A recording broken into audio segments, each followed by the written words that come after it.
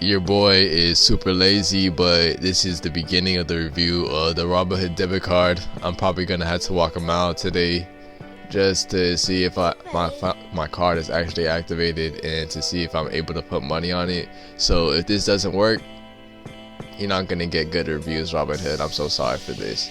But so peace. Check out the video, and yes sir, let's get into it. Alright, this is later in the day, about 3 hours later from making the video, and I tried my best to put money on my card, but I can't.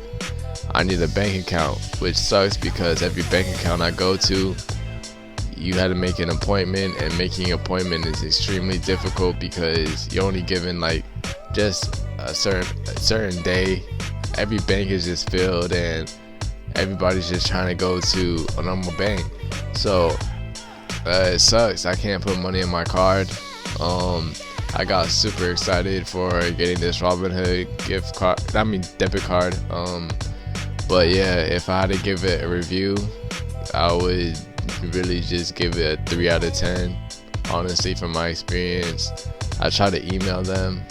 They said it would take like 1 to 3 days.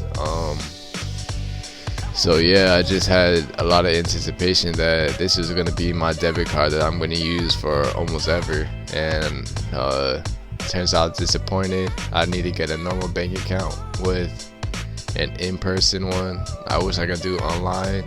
I was really talking about how fintech is going to take over the world, talking to like Discover Bank, Chime, Ally Bank, all those banks that you're just able to do everything online.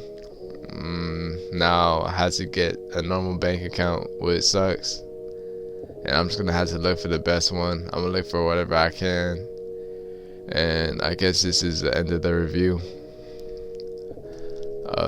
Peace.